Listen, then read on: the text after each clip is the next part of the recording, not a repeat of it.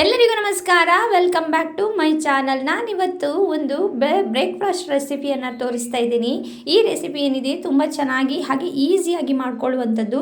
ಈ ದೋಸೆ ಏನಿದೆ ನೀವು ನೋಡ್ತಿರ್ಬೋದು ಎಷ್ಟು ಚೆನ್ನಾಗಿ ಬಂದಿದೆ ಅಂತ. ತುಂಬ ಈಸಿಯಾಗಿ ರವೆಯನ್ನು ಹಾಕಿ ಮಾಡುವಂಥದ್ದು. ಹೇಗೆ ಮಾಡೋದಂತ ನಾವಿಲ್ಲಿ ನೋಡೋಣ. ನಾನಿಲ್ಲಿ ಒಂದು ಚಿರೋಟಿ ರವೆ 1 ಕಪ್ ಆಗುವಷ್ಟು ತೊಗೊಂಡಿದ್ದೀನಿ. ನೀವು ನೋಡ್ತಿರ್ಬೋದು ಇದು ಏನು ನಾವು ಕೇಸರಿ ಬಾತಿಗೆ ಯೂಸ್ ಮಾಡ್ತೀವಿ ಆ ರವೆಯನ್ನು ತೊಗೊಂಡಿದ್ದೀನಿ. ಇದನ್ನು ನೀರಲ್ಲಿ ಹಾಕಿ ಸ್ವಲ್ಪ ಚೆನ್ನಾಗಿ ತೊಳ್ಕೋಬೇಕು. ನೀವು ಹಾಗೆ ಈ ರೆಸಿಪಿ ಏನಿದೆ ತುಂಬ ಈಸಿಯಾಗಿ ಮಾಡಿಕೊಳ್ಳುವಂಥದ್ದು. ಇದನ್ನು ಸ್ವಲ್ಪ ನೀರು ಹಾಕಿ ಚೆನ್ನಾಗಿ ತೊಳ್ಕೊಂಡು ಈ ರೀತಿ ನೀವು ನೋಡ್ತಿರ್ಬೋದು ಈ ರೀತಿಯಾಗಿ ಚೆನ್ನಾಗಿ ತೊಳ್ಕೊಂಡು ಆ ನೀರನ್ನು ಬಸಿದು ಅದಕ್ಕೆ ಮತ್ತೆ 1.5 ಕಪ್ಪಿನಷ್ಟು ನೀರನ್ನು ಹಾಕಿ ಒಂದು ಸ್ವಲ್ಪ ಹೊತ್ತು ಅಂದರೆ ಒಂದು 10ರಿಂದ 15 ನಿಮಿಷಗಳ ಕಾಲ ನೀರಲ್ಲಿ ನೆನೆ ಇಡಬೇಕು. ಅದನ್ನು ರವೆಯನ್ನು ನೆನೆಸಬೇಕು. ಆಗ ರವೆ ಏನಿದೆ ನೀರನ್ನು ಹೀರಿಕೊಂಡು ಸ್ವಲ್ಪ ಗಟ್ಟಿ ಆಗ್ತದೆ, ಅಂದರೆ ಫುಲ್ ನೀರನ್ನು ಅಬ್ಸರ್ವ್ ಮಾಡುತ್ತೆ ಅದು.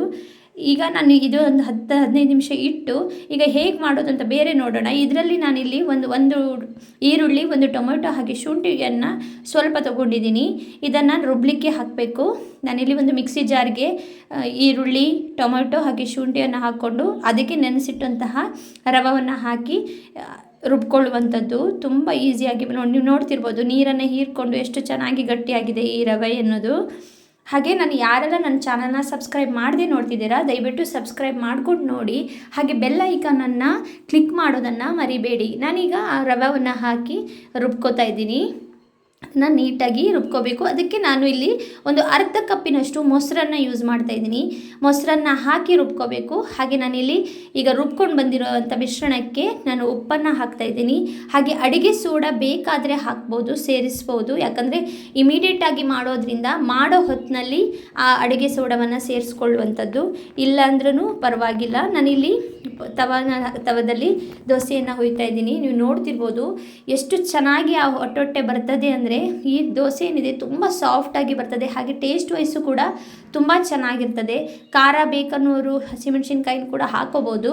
ಅದಕ್ಕೆ ನಾವು ಎಕ್ಸ್ಟ್ರಾ ಬೇರೆ ಚಟ್ನಿ ಮಾಡ್ಕೊಳ್ಳೋದ್ರಿಂದ ನಾನೇನು ಇದಕ್ಕೆ ಹಸಿಮೆಣ್ಸಿನ್ಕಾಯಿಯನ್ನು ಆ್ಯಡ್ ಮಾಡಿಲ್ಲ. ನೀವು ನೋಡ್ತಿರ್ಬೋದು ಈ ದೋಸೆ ಏನಿದೆ ಫಟಾಫಟ್ ಅಂತ ಮಾಡ್ಕೊಳ್ಳುವಂಥದ್ದು. ಇದಕ್ಕೆ ನಾವು ಕ್ಯಾರೆಟನ್ನು ಮಿಕ್ಸ್ ಮಾಡ್ಕೋಬೋದು. ಈಗ ದೋಸೆ ಮಾಡುವಾಗ ಹಾಗೆ ಬೇರೆ ಬೇರೆ ವೆರೈಟಿಯಲ್ಲಿ ದೋಸೆಗಳನ್ನು ಮಾಡ್ತಾರೆ. ತುಂಬ ಈಸಿಯಾಗಿ ಮಾಡ್ಕೊಳ್ಳುವಂಥ ದೋಸೆ. ಬೆಳಗ್ಗೆ ಬ್ರೇಕ್ಫಾಸ್ಟಿಗೆ ಯಾವ ರೀತಿಯ ರೆಸಿಪಿಗಳು ಇದ್ರೂ ಸಾಕಾಗಲ್ಲ ನಮಗೆ. ಮಕ್ಕಳು ಸ್ಕೂಲ್ಗೆ ಲಂಚ್ ಬಾಕ್ಸ್ಗೆಲ್ಲ ಇದು ತುಂಬ ಚೆನ್ನಾಗಿರ್ತದೆ.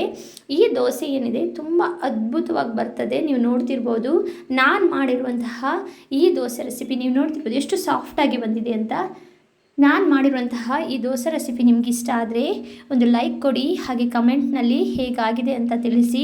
Thanks for watching.